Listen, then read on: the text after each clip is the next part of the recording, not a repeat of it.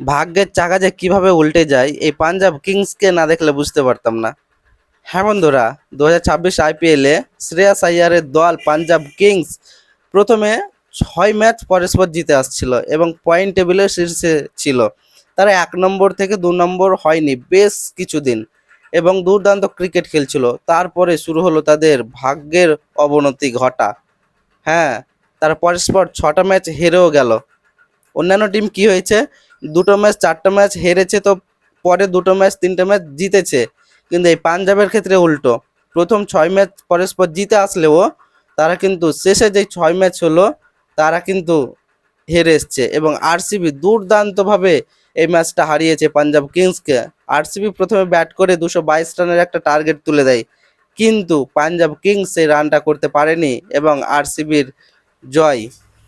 হ্যাঁ বন্ধুরা, বিরাট কোহলির দুর্দান্ত ইনিংসে এবং বিরাট কোহলির দুর্দান্ত ফর্মে আরসিবিকে পয়েন্ট টেবিলের 1 নম্বরে নিয়ে গিয়ে প্লে অফে কোয়ালিফাই করিয়ে দেয়। হ্যাঁ, আরসিবি এখন 18 পয়েন্টে এবং পুরো যেই 10টা টিম আছে টিমের রাজা বললেই চলে, কারণ বিরাট কোহলি তো কিং এবং কিংয়ের টিম তো রাজাই হবে না। তো বন্ধুরা, বিরাট কোহলির নেতৃত্বে কেন বললাম, কারণ যদি অন্য কেউ যদি ক্যাপ্টেন থাকেও আরসিবি দলের, পুরোই কিন্তু মেনটেন হয় বিরাট কোহলির নেতৃত্বেই আরসিবি টিম। আমি তার জন্য বলছি বিরাট কোহলির নেতৃত্বে আরসিবি টিম এত ভালো খেলছে যে মানে বলার কিছু নেই। 2025টা যারা যেইভাবে শেষ করেছিল, 2026টা তারা সেইভাবে শুরু করেছে। তাদেরকে ব্যাক টু ব্যাক চ্যাম্পিয়ন হওয়ার সম্ভাবনা আছে, তোমরা কমেন্টে জানাও। অন্যদিকে যদি বলি পাঞ্জাবে শ্রেয়াস আইয়ারের জন্য অবশ্যই দুঃখ হচ্ছে, কারণ এত সুন্দর একটা টিম পারফর্ম করে আসছে প্রতিটা ম্যাচ, কিন্তু শেষে মানে এত যে অবনতি হবে টিমের এবং যে পরস্পর 6 ম্যাচ হেরে আসবে, যে কিনা প্লে অফে যাওয়ার যে 1 নম্বর যে অপশন ছিল সে কিন্তু এখন প্লে অফে যাবে কিনা সন্দেহ।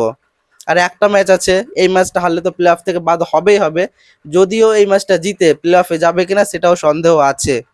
হ্যাঁ বন্ধুরা, পাঞ্জাব কিংসের জন্য অবশ্যই দুঃখ এবং ক্রিকেট বিশ্ব দেখছে কি তুমি প্রথমে যতই জিতো না কেন, মেন উদ্দেশ্য ও তোমার যেখানে যতক্ষণ না পর্যন্ত তুমি যাবা ততক্ষণ পর্যন্ত অত মানে লাফালাফি করার দরকার নেই, কারণ কখন কি হয়ে যাবে, ভাগ্যের চাকা কোন দিকে ঘুরে যাবে সেটা কেউ বলতে পারবে না। তো অবশ্যই শ্রেয়াস আইয়ার পাঞ্জাব কিংসের জন্য একটু খারাপ লাগছে, কারণ এত সুন্দর পারফর্ম করে এবং পরস্পর 6টা 7টা ম্যাচ জিতে শেষে এইভাবে আবার 6টা ম্যাচ হেরে গিয়ে এইরকম ক্রিকেটের ইতিহাসে হয়তো খুব কমই হয়েছে, তবে হয়নি বললেই চলে। তো অবশ্যই আরসিবির জন্য শুভকামনা, তারা প্লে অফে গেছে, এবং পাঞ্জাবের জন্য শুভকামনা যে তারা পরের ম্যাচটা জিতুক এবং প্লে অফে যাওয়ার যেই চান্স একটু হলেও আছে, হ্যাঁ সেটা তারা ধরে রাখুক এবং প্লে অফে যাক এবং ডিজার্ভ করে। পাঞ্জাব কিংস প্লে অফে যাওয়ার ডিজার্ভ করে, তারা কিন্তু প্লে অফে যেতে ডিজার্ভ করে এবং আমি চাই যাতে পাঞ্জাব কিংস প্লে অফে যায়। তো বন্ধুরা, ভিডিওটা এই পর্যন্ত। ভালো লাগলে একটা লাইক সাবস্ক্রাইব করে পাশে থাকো এবং দেখা হচ্ছে পরের ভিডিওতে।